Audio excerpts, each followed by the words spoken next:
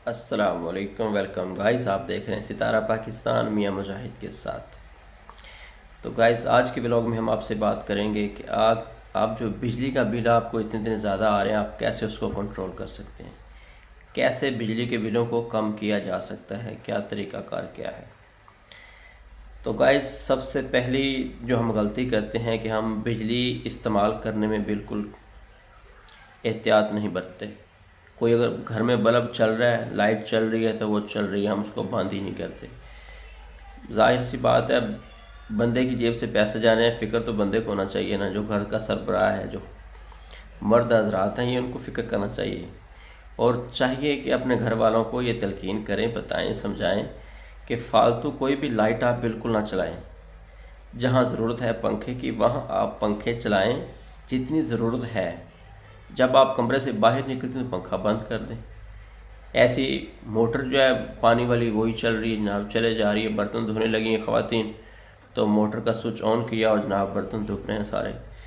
तो आधा आधा घंटा मोटर जब आपकी चलेगी लाल पंप। हमारे घर में भी ऐसे ही होता था भाई, बिल ज़्यादा आने शुरू हो गए तो हमने कंट्रोल किया, काफ़ी हद तक हम इस पर काबू पा चुके हैं। तकरीबन महीने के हमने 70 यूनिट बचा ली हैं। 70 यूनिट अब तकरीबन 35 रुपये के राउंड बाउंड जो है ना यूनिट का रेट पड़ रहा है, 35 रुपये पर यूनिट।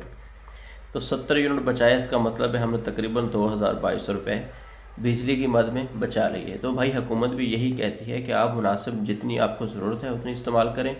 ठीक है, बोझ तो आवाम पर डाल गया है, हुकूमत ने डाल दिया है, लेकिन इसमें आवाम का तो कसूर को नहीं। लेकिन हम ये कर सकते हैं कि हम जो उसकी ज़रूरत है ना हमारी, हम उसको उसके ऊपर कंट्रोल कर सकते हैं कि हम जितना उस पर काबू पाएंगे, जितनी उसमें से बचत निकालेंगे, उतना हम बढ़ सकते हैं। तो इतनी महंगाई की वजह से हर चीज़ें महंगी हैं, तो सारी चीज़ों पर देखें ना, जब तक हम कंट्रोल नहीं करेंगे तो फिर मामला डिस्टर्ब की तरफ, ख़राबी की तरफ जाएंगे। तो कोशिश करें कि जो फालतू चीज़ें आपकी चल रही हैं आप उनको फ़ौरन से बंद करें।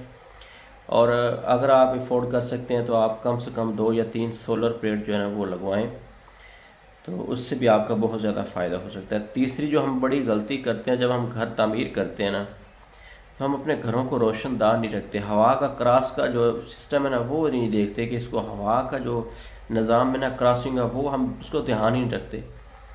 ऐसे हम बंद घर बना देते हैं, बिल्कुल रोशनदान वगैरह नहीं रखते, कि जिसकी वजह से अंदर कमरे के अंदर बैठा जाता ही नहीं बिल्कुल भी हवा। आप देखें ना, पुरानी पुरानी इमारतें जो बनी हुई, सरकारी इमारतें पुरानी हैं, उनके अंदर भी ऐसा सिस्टम है कि बगैर पंखे के बंदा बैठ सकता है। अब देखें शाही किला, तब तो बिजली का कोई निज़ाम नहीं था। आज भी अगर सुरंगों के अंदर भी आप चले जाएँ ना, तो वहाँ भी आपको हवा महसूस होगी और वहाँ आपको लाइट पंखे की बिल्कुल भी ज़रूरत महसूस नहीं होगी। मतलब इतना हवा का क्रॉस है वहाँ पर। तो आज जो हम घर बनाते हैं बिल्कुल बंद बना देते हैं, फिर हमें लाइट के बगैर तो हमारा निज़ाम चलता नहीं। लाइट आएगी तो फिर भाई खाना पकेगा, लाइट आएगी फिर अंदर हम सो सकते हैं। लाइट के बगैर कोई हमारा निज़ाम नहीं। वजह क्या है, हमने घर की डायरेक्शन ही ऐसी बनाई है कि उसके अंदर हवा, जब तक पंखे ना चले हवा है ही नहीं।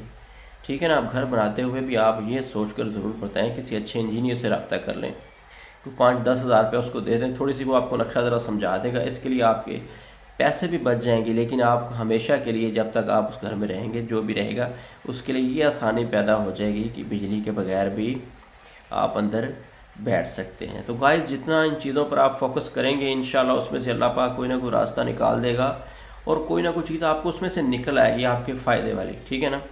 इंसान जिस काम के बारे में जितना सोचता है, जितनी स्ट्रगल करता है, वो आखिर उसको पा लेता है और उसकी कामयाबी तक पहुंच जाता है। ये अल्लाह रब्बुल आलमीन ने इंसान के अंदर ये खसूसियत रखी है।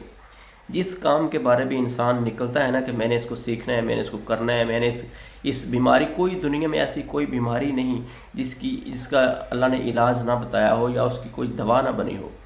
तो इसलिए ये महंगाई है, इसको भी हमें कंट्रोल हमने करना है अपने सोच से और अपने तवक्कुल के ज़रिए, और अल्लाह रब्बुल आलमीन से अपना राब्ता जो है ना मजबूत रखें और कोशिश करें। देखें ना, अल्लाह रब्बुल आलमीन ने कुरान मजीद में इरशाद फरमाया कि हर साहिब इस्ताद को अपनी इस्ताद के मुताबिक ख़र्च करना चाहिए।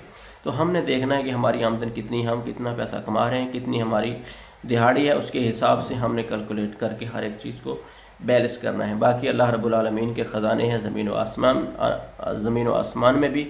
जिसको चाहे जितना चाहे वो अता कर दे, उसको कोई पूछने वाला नहीं। तो इंशाल्लाह उम्मीद के साथ बने रहें। इंशाल्लाह अल्लाह रब्बुल आलमीन اچھا وقت دے گا، لیکن اس کے لیے ہمیں بھی کوشش کرنی چاہیے، سوچنا چاہیے، فکر مند رہنا چاہیے. ٹھیک ہے جناب، اپنی دعا میں ہمیں یاد رکھیے گا. ملتے ہیں اگلی ویڈیو میں. السلام علیکم ورحمۃ اللہ وبرکاتہ.